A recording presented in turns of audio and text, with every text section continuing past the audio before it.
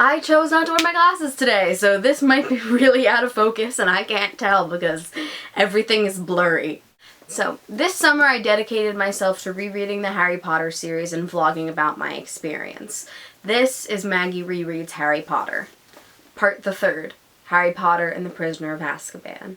So before I start talking about this, I have a confession to make. This is not my favorite Harry Potter book. At all. Like, I don't know. I'm trying to think of a word for it. This was one of those books that I remembered more fondly reading it the first time, and then when I read through it the second time, it's like, it's fine.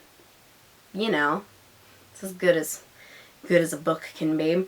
And I kind of walked away with this book with more questions than opinions, if that makes sense. I'm gonna start off with this, set it on my Tumblr, and didn't get any response to it, actually. But the puberty is strong in this book. Like, Jesus Christ. Like, you know, Hermione is PMSing something fierce throughout the majority of this book. Like, I know that people are gonna be like, oh, she was taking so many classes, she had so much to study for, blah. And I'm like, I'm sorry. No matter how stressed out she is because of her classes, I refuse to pity Hermione in this book because she can time travel.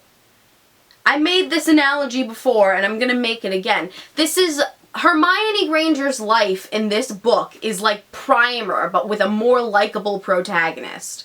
She can do whatever she wants. If she so desired, she could just time travel herself back to the beginning of the year and not do anything for the rest of it. Like, she could do, like, if she's so stressed about studying, she could literally turn back 3 days, just kind of chill out somewhere where she wasn't originally, and then just get all of her studying done and make up any classes that she missed. It doesn't matter. Like, the problems that they try to introduce with this book, all of them are solved by the time turner. And why don't they use the time turner later on? It's like you have written yourself a giant out for any problem that you could ever have, ever, but it just never comes up again. Wait a minute. Also, I made a time turner. Not just with Hermione, too. Like, the whole Ron-Hermione argument things that kept going on. It's just like, you both have so many hormones, and you don't know what to do with them, because you're 13. So while this book was not as great as I personally remembered it being, Prisoner of Azkaban was still one of my favorite movies in the series, because in addition to spending time on all the, ooh, magical stuff is happening, it also just spent a decent amount of time on their lives as students. And there's also the introduction of so many gorgeous visuals like Honeydukes, Trelawney's classroom, and just XYZ, XYZ. But my favorite part of the Prisoner of Azkaban movie was during their first Care of Magical Creatures class, when Harry goes up to face Buckbeak, Hermione and Ron, like, awkwardly grab each other's hands, and then they're like, and then they look at each other and they're like, oh. And it's just, it encapsulates that teenage awkwardness that I love. Like, my favorite part of the Harry Potter books, personally, is I love all the magic, I love all the houses, I love all of the candy in Honeydukes,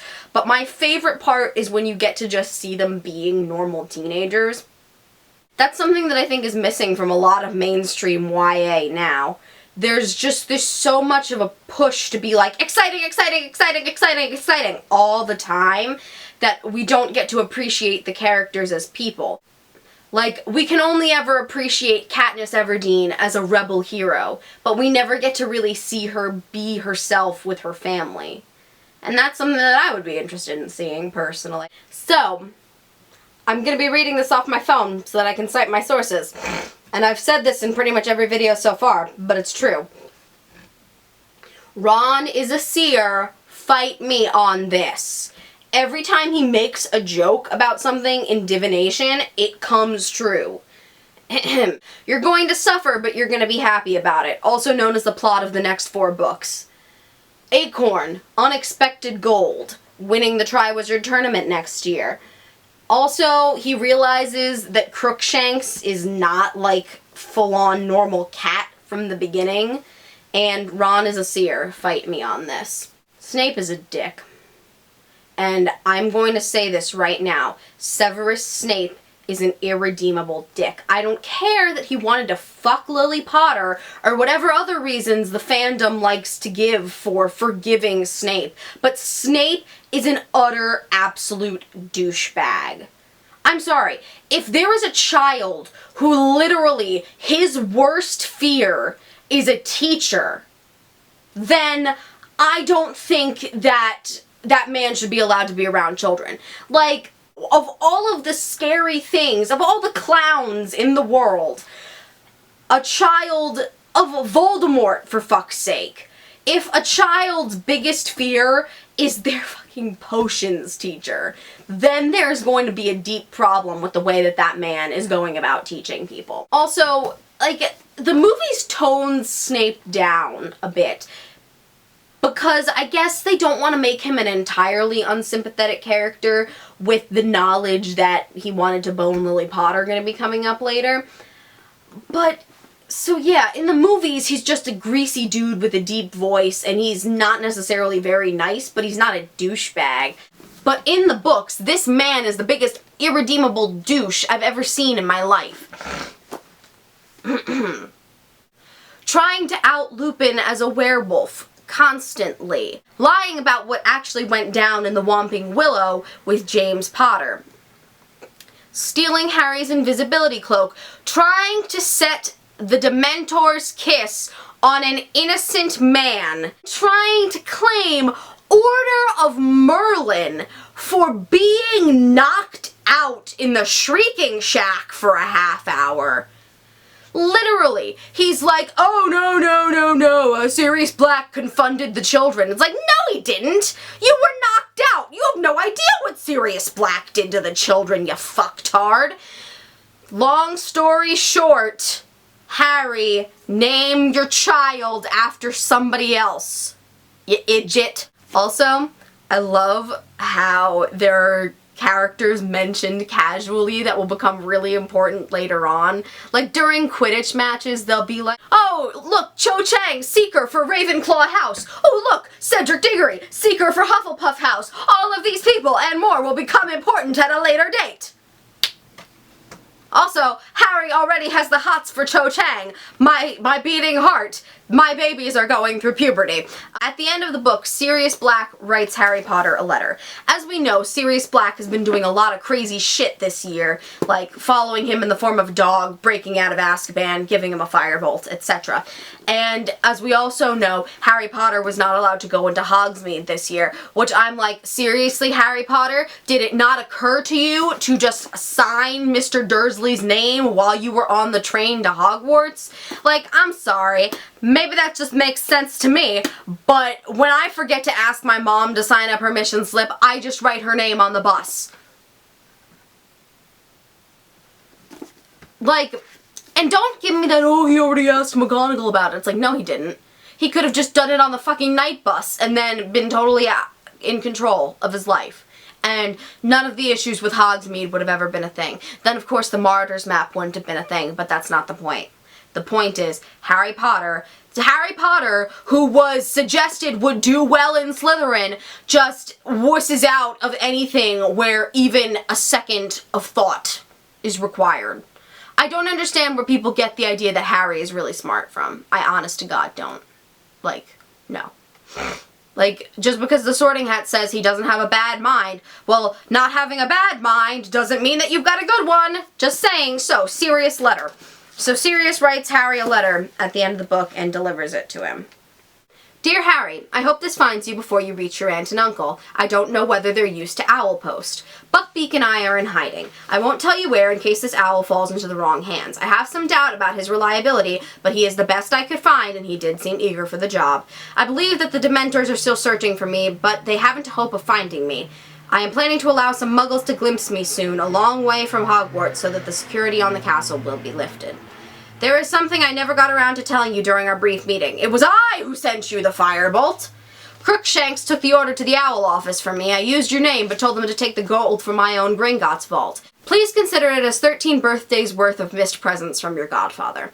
I would also like to apologize you for the fright I think I gave you last year when you left your uncle's house. I had only hoped to get a glimpse of you before starting my journey north, but I think the sight of me alarmed you. I'm enclosing something else for you, which I think will make your next year at Hogwarts more enjoyable. If you ever need me, send word. Your owl will find me. I will write again soon. Sirius. And then there's another piece of parchment that says, I, Sirius Black, Harry Potter's godfather, hereby give him permission to visit Hogsmeade on weekends. P.S. I thought your friend Ron might like to keep this owl, as it is my fault he no longer has a rat. I have several things to say about this, and I have written them down. Why is Sirius's vault in Gringotts being maintained? The man is in Azkaban. Like, I'm sorry, I didn't know that they just kept Jeffrey Dahmer's bank account going after he died. I didn't know that those assets weren't liquidated. I'm sorry. I didn't think that that was a thing that people did, keeping wanted serial killers' bank accounts in full form and then allowing people to take money out of the bank account. Like, I'm sorry. Why? I don't get it. Does Voldemort have a Gringotts bank account that he can just take money out of willy-nilly? Also, Bellatrix Lestrange has a Gringotts vault. Like, Gringotts, what the fuck are you doing with your life?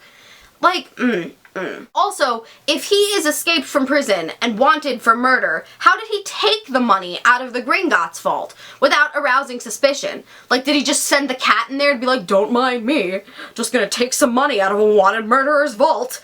Like, I know that he's not really a murderer, but everyone still thinks he is. How is he getting the money for a firebolt? Also, okay, Dumbledore might be okay with Sirius Black giving Harry permission to go to Hogsmeade. Fine. But I really don't think that the other teachers would be okay with it. Like, Snape is already incredibly pissed off at Sirius Black for getting away and taking away his Order of Merlin business. Do you really think that upon seeing that note, he'd be like, yes, Mr. Potter, I see that a wanted murderer has given you permission to go to Hogsmeade. Have fun at Hogsmeade, Mr. Potter. That's not a thing that's gonna happen. I'm sorry. How is Ron going to explain where he got this owl? As far as the Weasleys know, Sirius Black is also a murderer. So, is he just gonna say, yes, Mom, I found an owl on the train. He's mine now. I've already licked him to claim his mom's my own, so he's just gonna sit on my shoulder and deliver my mail for me. Like, are the Weasleys okay with just randomly finding owls in the street and then using them for their mail? I don't know. So Goblet of Fire is next. Also, I just want to show you, look at Sirius, he's just kind of chilling in the corner right there. So I had to change the battery pack and I'm far too lazy to put the camera back on the tripod because seriously that involves a lot of twisting motions that I don't want to do right now. So I'll see you all next time. Sorry for the jiggly camera. Peace and blessings. So I'm gonna leave you with a few parting words. Nitwit, blubber, oddment, tweak, and I'll see you next time.